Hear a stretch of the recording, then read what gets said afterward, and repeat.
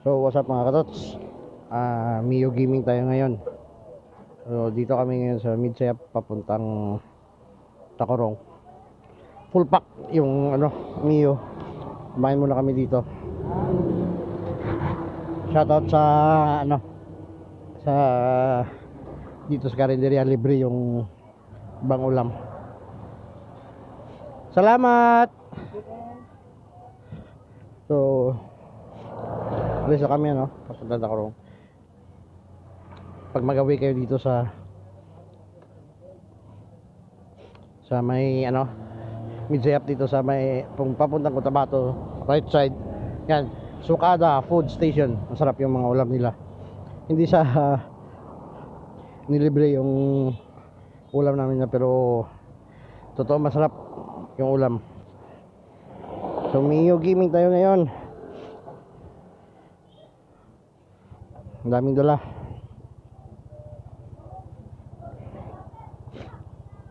So bago lahat, ipasok ang intro.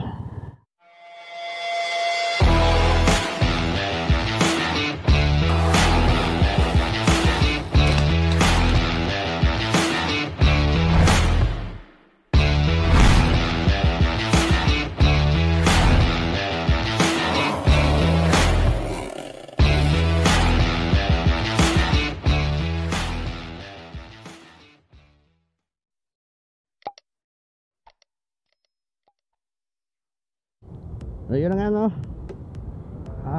Mio Gaming tayo ngayon. Papunta kami pauwi ng Tacorong. Sinundo ko tong pinsan ni Mrs.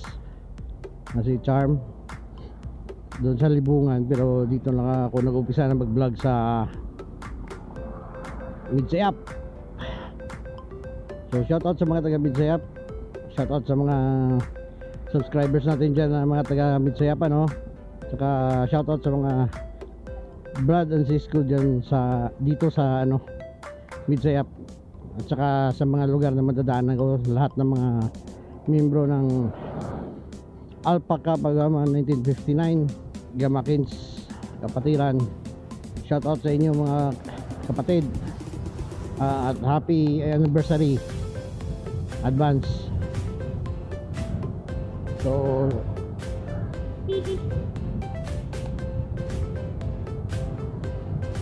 susubukan natin ngayon tong Mio kung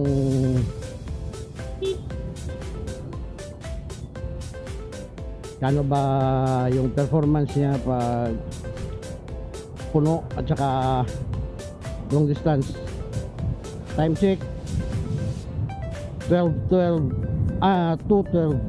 in the afternoon. So 3 oras na biyahe.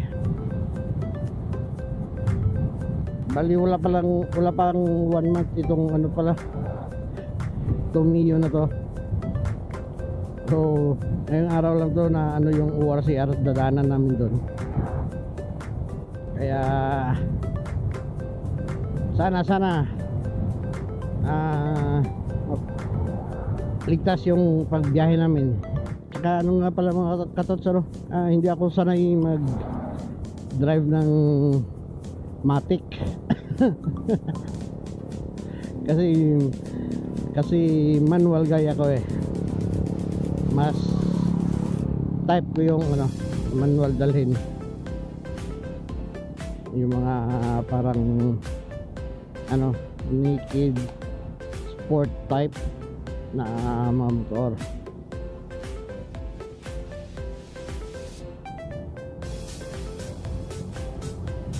So sana hindi ako magkamali sa brake.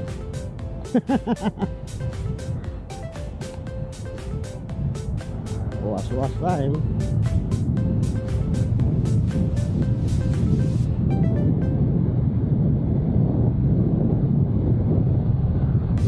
Habang pauwi kami, pag-usapan natin yung about sa aking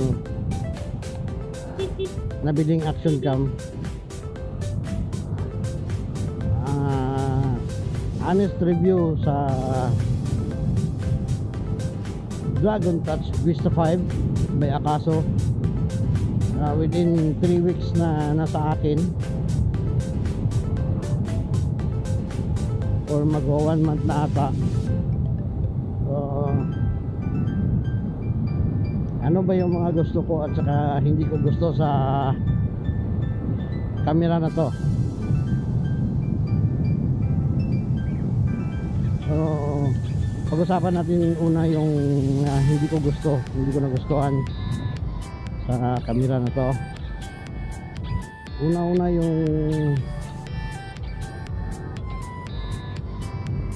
sa ano niya, EIS niya pag naka-on, almost 20% ng field of view ang naka-crop. Pero pag naka-off yung EIS niya, malawak naman yung field of view niya. Yun. Pangalawa, yung pag-iinit ng camera, nasubukan ko do gamitin habang umuulan o umaambon. Sa malamig yung panahon, nagmo-moist sa loob ng waterproof case. Kaya minsan parang alanganin ako gamitin kapag magbabiyahe at saka malamig yung panahon, kasi yun yung makauna-unang nakasira ng camera yung moist, dahil sa init at saka lamig, init ng camera at saka lamig ng panahon.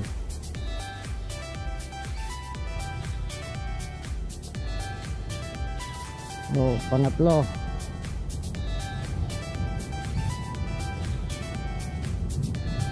yung wobble effect.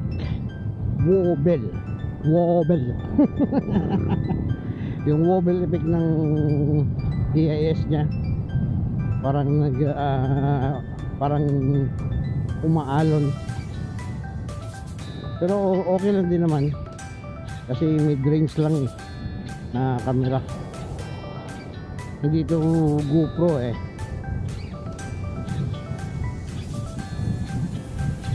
yun. Yun ang mga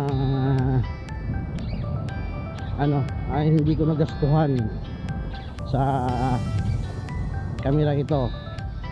So ngayon naman, yung mga nagustuhan ko.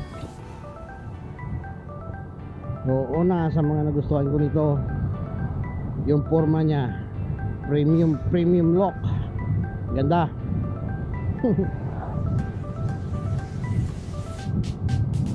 Yung parang hard plastic na naalala nyo noon kung may sa mga cellphone noon na yung binibenta na mga casing ng cellphone, yung parang ganon yung ano niya, pero mas makapal pa doon. At saka meron siyang curve, anong tawag dito, curve corners. Yun. Pangalawa,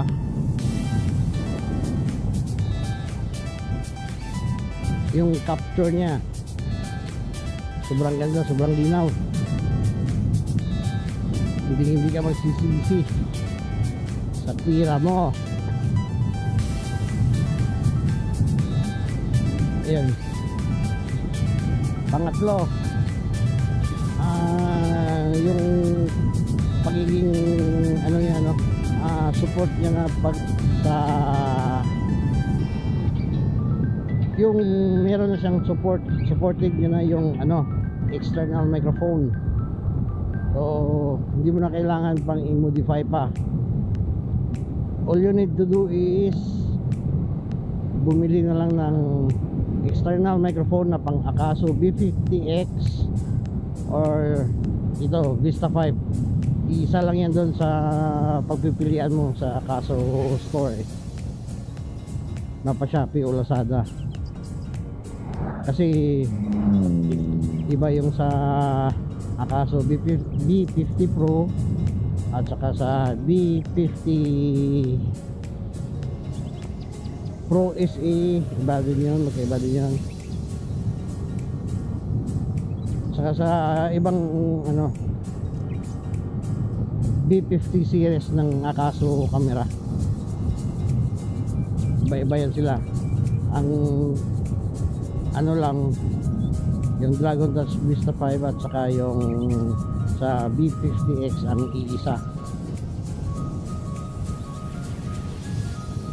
Sunod,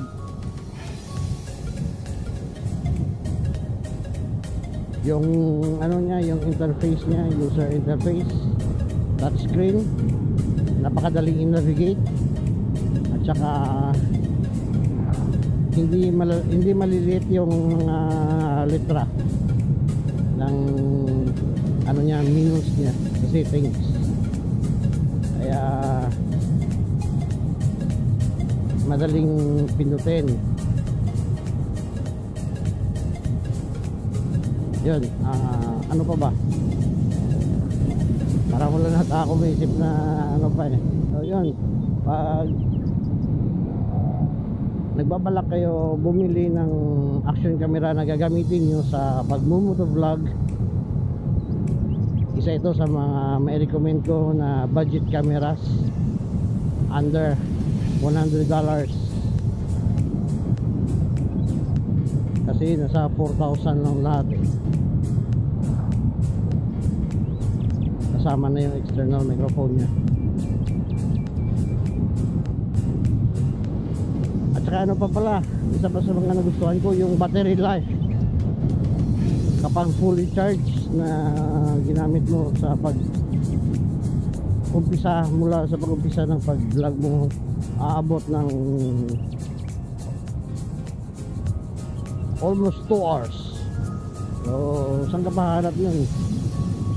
Dalawa yung battery na kasama sa package pag bumili ka ng Dragon Touch Vista 5. Kaya sulit na sulit.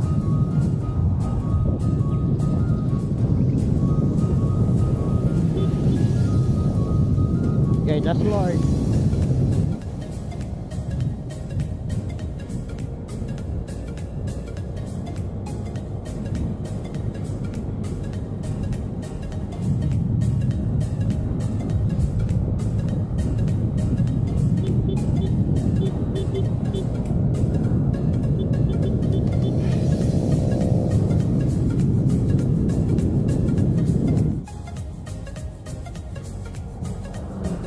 Malapit na kami sa Kabakan, North Cotabato, no?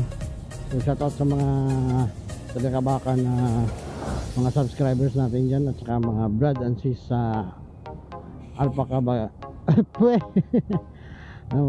Alpaca Pagama 1959 Gamma Kings. O siguro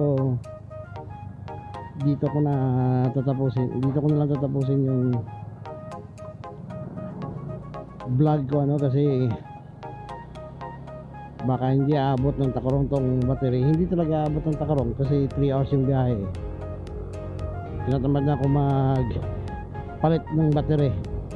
Kaya kung umabot ka dito sa part na to ng video na to, maraming salamat. At saka